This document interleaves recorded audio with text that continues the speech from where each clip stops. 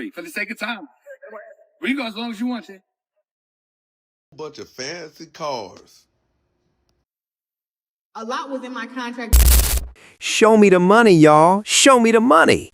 Didn't you just claim that $8 million was deposited into your account and now that doesn't even look like the case? Hey, it's Anonymous T, spelling a T anonymously. Hello, hello, hello, YouTubers. Hope y'all are having an amazing day today. Sending good vibes, positivity, blessings, and good energy to every single one of you. Thank you so much for tuning in. Remember, everything I say is alleged and purely my personal opinion. This is for entertainment purposes only. Nothing here is personal. The Copyright Act of 1976 is in the description box. Some housekeeping, some meat and potatoes. Today, we're back talking Claressa Shields, y'all, and trust me, it's a hot mess express over here. We're still at the press conference with the Rolls Royce rolling up, trying to make it all look like everything is popping, everything is happening. But here's the question. Why did Claressa Shields say after the show yesterday that all that hype generated what? Guess how many tickets actually sold because of the press conference? You'd think someone who previously said the fight was sold out, then backtracked to 41% sold out, would have learned. So why did Claressa tweet yesterday that only 300 tickets sold with the strength emoji, hashtag Rio Promotion, hashtag Win Records, hashtag Claressa Shields, hashtag Elita Promotions? After all that chaos, that's all y'all could do?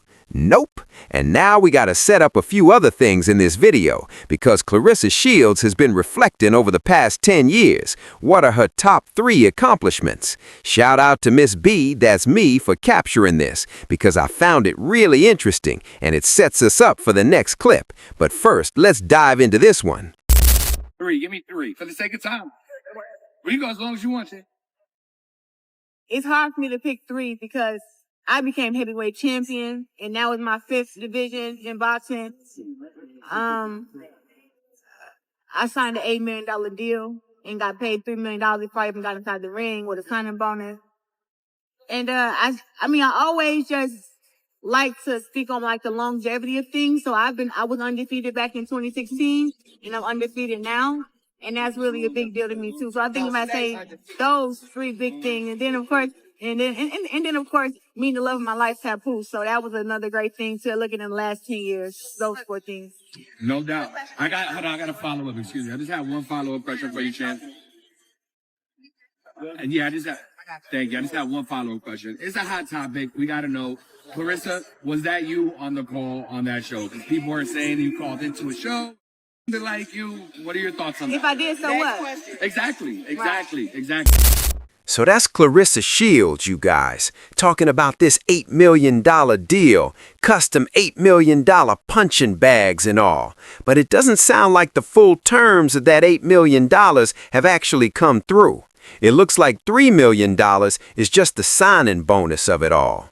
And then, you guys, she went live in a previous video saying the $8 million was already deposited in her account. So already, that's a lie. Already, that's a lie.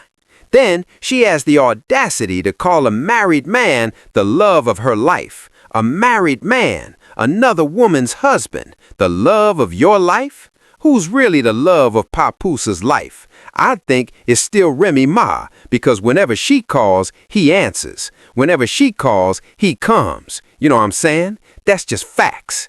Then, Claressa Shields finally admits it was her who called in to Hood Champion Sports. If it was me, so what? But all this time, she was on the mute challenge, trying to make it seem like it wasn't her, like it wasn't her voice. And now, she admits it. First, she's talking in third person, then switches to first person. Nah.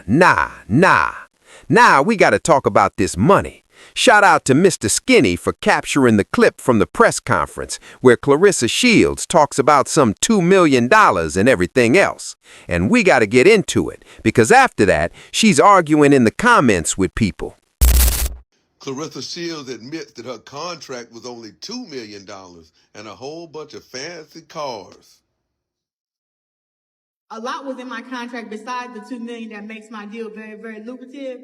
And I want to say, one, who has a press conference with millions of dollars of cars around and is a woman fighter. So this is like what's also in my contract is everything big. And so that's what we've been doing. And now when me fighting against Franchon, you know, with my payday and her payday, I don't negotiate how much she gets paid. That's not my job. I always negotiate for me. You know what I'm saying? And with that.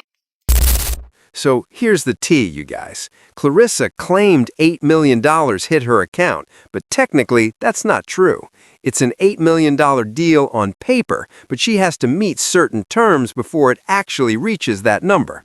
Think NFL or NBA. Teams announce $50 million, $100 million, $300 million contracts, but only part is guaranteed.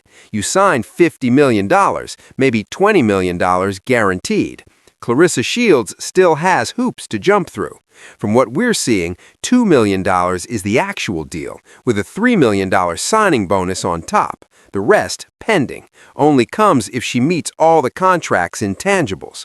Now let's talk flexing. The cars, right? Detroit Auto Show vibes, fancy rides everywhere. You know the deal. Detroit, Michigan. I've been there for a family reunion. It's massive, showcasing all kinds of luxury vehicles. So yeah, she staged a moment for the cameras, but when it comes down to details, not as wild as it looks.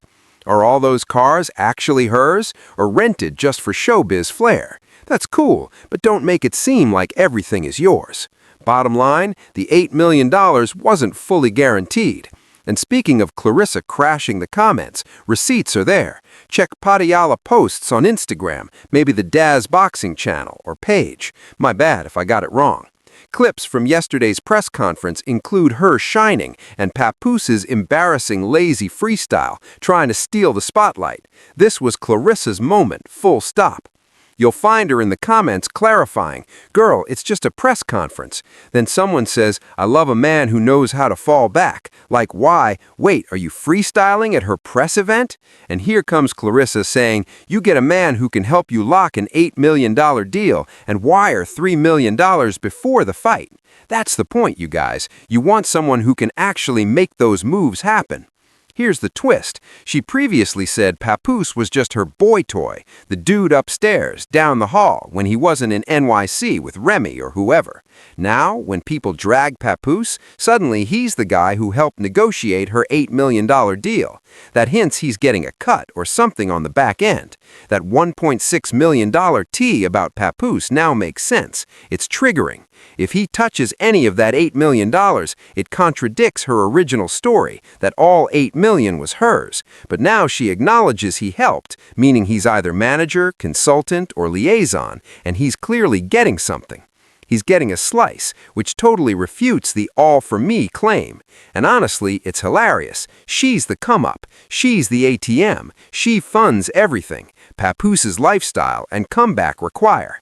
If he's trying to show Remy Ma, look, I'm back in the game, making money, getting out of debt, Claressa is the one making that possible. She's the money bags. She's funding the lifestyle. She's running the show. The Claressa Papoose chapter is officially over. Even her face said it all when Papoose started that ridiculous freestyle, talking I pay for it all, we don't split bills, da-da-da.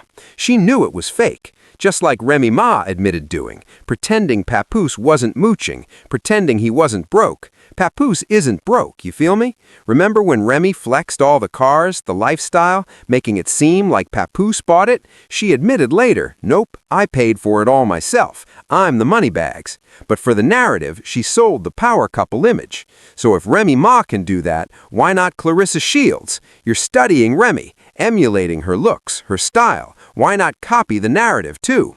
If people think Papoose is broke, why not spin it so he looks successful, independent, thriving? That's the move. So that's it. That's all, you guys. As Toto says, final espito, the end of the road, the end of the line for this one.